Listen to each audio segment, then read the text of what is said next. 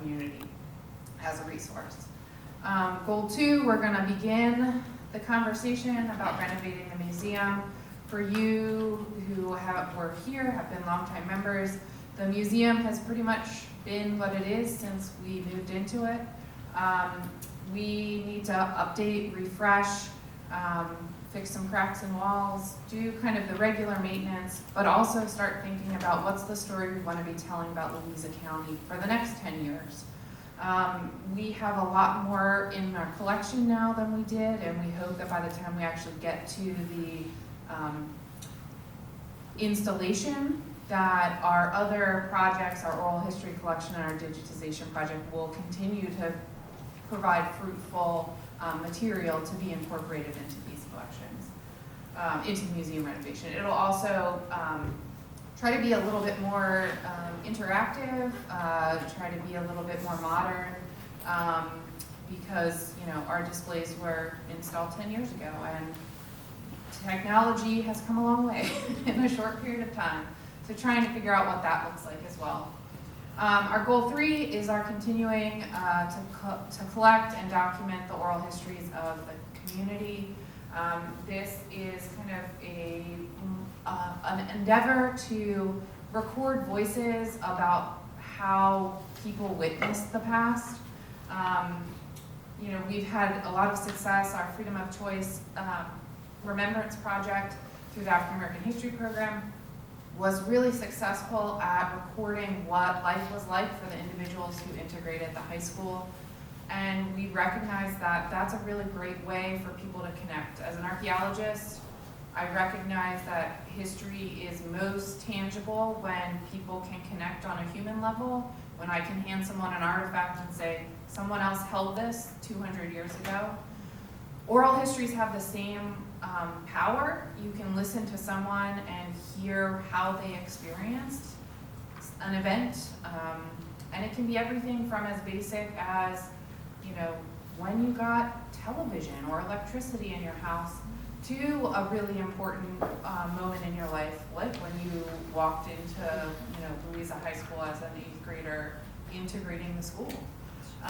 It has a really great way to connect people with, the fact that we put our pants on the same way. I know that's a really kind of basic saying, but sometimes we need to be reminded about that, and we need to know that that's how history happens. History happens by everyone in this community living it, and our oral history project will continue to do that.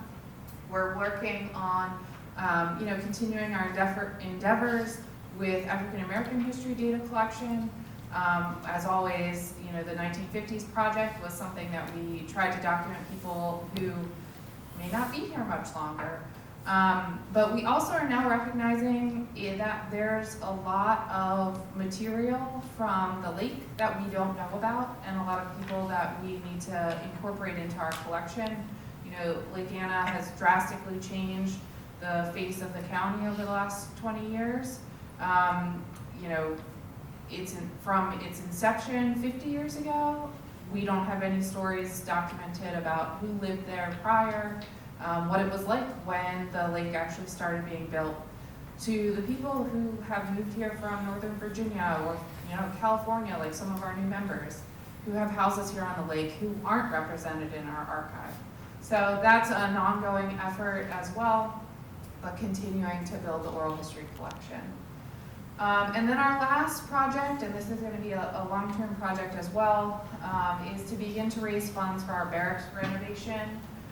We started this through wonderful donors last year with the stabilization of the barracks wall, but this space is space that can become community space.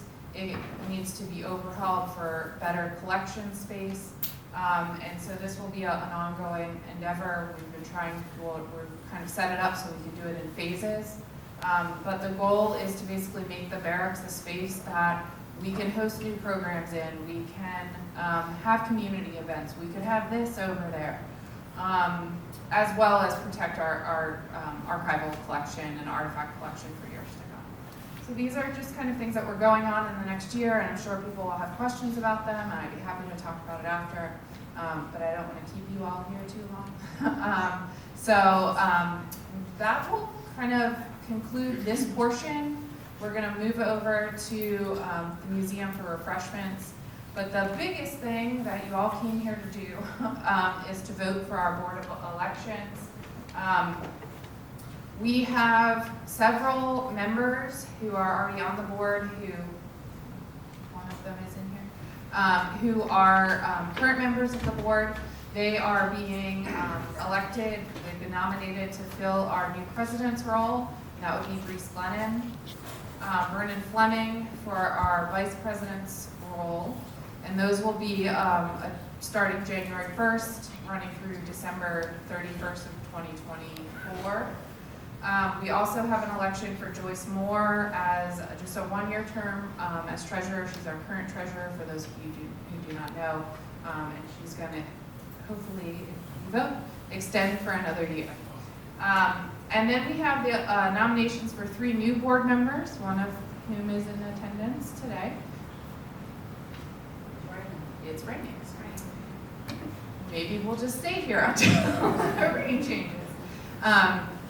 We have 3 nominations for our board of directors for a director's role, which will again run the 2023-2024 year. Ms.